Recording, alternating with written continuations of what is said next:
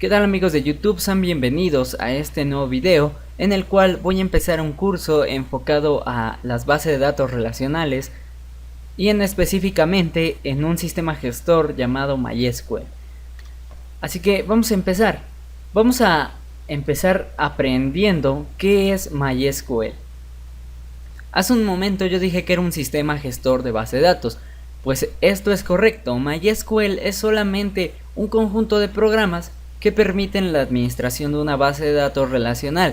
En un momento vamos a ver qué programas son los que están funcionando para que esto sirva. Y bueno, este programa o esta compilación de software lo distribuye Oracle. Vamos a analizar un poco de la historia de las bases de datos relacionales. Y pues bien, aquí tenemos que en 1970 pues Edgar Frank Codd crea el modelo relacional. Esto lo crea ya que en un momento dado, cuando los bancos están apenas creando sistemas informáticos, o bueno, están viendo cómo almacenar datos, Edgar Frank Codd se da cuenta que con un modelo que permita relación de datos es posible hacer optimización del espacio que almacenarían esos datos. Prácticamente se aventó todo una teoría gigante que involucra varias cosas, como por ejemplo las matemáticas discretas y como ¿cómo se llama y como las teorías de conjuntos. Y bueno, él crea entonces el modelo relacional en 1970 y no es hasta que IBM en 1977 crea el primer lenguaje llamado SQL, con el cual es posible hacer consultas a una base de datos relacional. Se llamó SQL ya que por su definición los gringos, bueno, perdón que lo diga, los estadounidenses y bueno, los que hablan la lengua esta anglosajona, prácticamente les gusta mucho hacer acrónimos, y por ejemplo SQL vendría siendo de Structured English Query Language. Y bueno, crean este lenguaje con el cual sería el antecesor del primer lenguaje SQL, que fue creado en 1986 por la ANSI, que es una organización que se encarga de hacer estándares para muchas cosas. En este caso, realizó el estándar de SQL, que vendría siendo Structured Query Language. Y bueno, ya hasta la fecha de hoy, el último estándar que han sacado es el SQL 2008 y es el que estamos usando en estos momentos. Además de ser un estándar, fue adoptado por la ISO y de esta manera este lenguaje SQL iba a ser usado por todo aquel sistema gestor que utilizara un modelo relacional. Vamos a hablar ahora del modelo relacional. Vamos a decir que este modelo relacional que creó Codd está basado en relaciones de esquemas, y vamos a ir analizando de lo que es un esquema hacia su definición más básica. Vamos a decir que un esquema pues prácticamente es la definición o la estructura de una entidad, la cual pues contiene en metadatos las definiciones de lo que vendría siendo los campos, y contiene, bueno, yo aquí puse que contiene tuplas, aunque eso está por debatirse, yo creo que no contiene, así que tú coméntame qué es lo que sabes, si es que sabes algo, coméntalo en la caja de comentarios para que hablemos sobre esto. Posteriormente de que ya tenemos un esquema, podemos realizar una instancia. En los lenguajes de programación orientada a objetos hacemos casi lo mismo. Lo que nosotros creamos una clase, cuando creamos una clase, estamos haciendo un esquema de una entidad o de un objeto, y cuando nosotros realizamos una instancia estamos creando un elemento de ese esquema, pero en un momento dado, siendo así que un esquema, al realizarlo una instancia, vendrían siendo el estado actual que contiene ese esquema, vendrían siendo por ejemplo los datos que contienen las tuplas. Ahora, una tupla, pues así si nosotros lo manejamos en las palabras que definió Codd, pues está compuesta por campos y representa un estado del esquema. De manera más concreta o de palabras más comunes, cotidianas, una tuple es una fila en una tabla. Prácticamente una instancia sería una tabla. Ahora, si la tupla está compuesta por campos, nosotros sabemos que esos campos representan la unidad mínima de información y esos campos se componen por columnas. Prácticamente un campo es una columna. Y bueno, si viéramos un ejemplo que vamos a ver a continuación, nos vamos a poder dar cuenta de que el modelo relacional no es tan avanzado, pero sin embargo la teoría que lo sustenta es tan amplia que se pueden hacer demasiadas cosas. Aquí tenemos un pequeño esquema en el cual tenemos una tabla llamada empleado, o bien un esquema llamado EMP, que sería empleado, el cual tiene una clave primaria llamada EMPNO, que bueno, ahorita en este momento no se preocupen si no entienden estas definiciones, lo vamos a ver posteriormente. Y bueno, tiene otros atributos llamado por ejemplo ename, job, mgr, y giredate, sal, com, depto, ¿no? Dept, no. Y bueno, tenemos otro esquema llamado dept y otro llamado pro y otro empro. Y bueno, estos esquemas, al momento de hacerles una instancia, por ejemplo, yo hice mi propia instancia de un esquema que, por ejemplo, yo tengo un esquema llamado alumno, en el cual tengo los campos siguientes. Sería el id alumno, el id nombre, bueno, id nombre no, una columna llamada nombre o un atributo llamado nombre, otro llamado apellido paterno, apellido materno y licenciatura. Que bueno, si nosotros viéramos de la siguiente manera esto, si nosotros decimos que las bases de datos relacionales están basados en un modelo relacional, quiere decir que todas las entidades o todos los esquemas tienen que estar relacionados. Si no están relacionados, no es un modelo relacional, porque esa es la única restricción que pone el modelo relacional. Quiere decir que si esta tabla, por ejemplo, no estuviera relacionada con alguna otra, no sería un modelo relacional y no sería una base de datos relacional. Sería una tabla común y cualquiera y no serviría como un modelo relacional.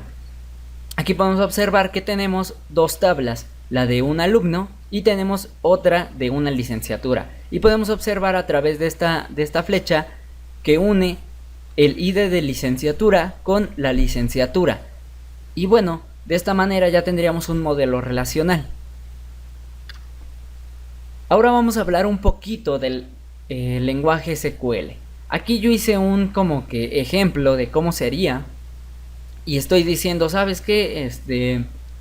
Como SQL maneja como que la sintaxis en inglés, o podríamos decirle maneja palabras en inglés, pues aquí estaríamos diciendo selecciona todo, el asterisco representa todo, y cuando decimos selecciona todo estamos diciendo selecciona todas las columnas.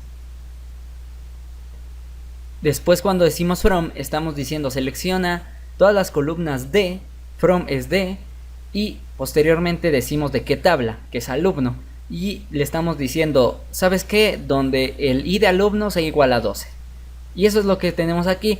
Cuando hacemos esa consulta en SQL, nos devuelve una instancia del esquema con los datos que nosotros hemos pedido. Yo pedí que me trajera al alumno que tiene el id de alumno 12, y aquí tendríamos sus datos. Ahora, en caso de que no existieran esos datos o esa instancia, no nos mostraría nada más que un esquema en blanco, o bueno, una instancia en blanco. Otra cosa importante de las bases de datos relacionales es que para poder hacer una base de datos relacional que funcione, tenemos que pasarla por un proceso llamado normalización. Este proceso ayuda a que el esquema quede optimizado para que funcione de una mejor forma, evitando la redundancia de datos y protegiendo la integridad de los mismos.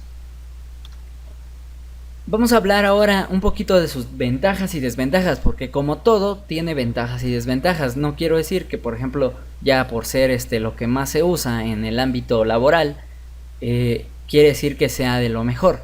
Prácticamente la mayor ventaja que tiene una base de datos relacional es que cuenta con la normalización, que este proceso está muy bien fundamentado y ayuda a que nuestra base de datos tenga una mejor consistencia. Ahora, las desventajas.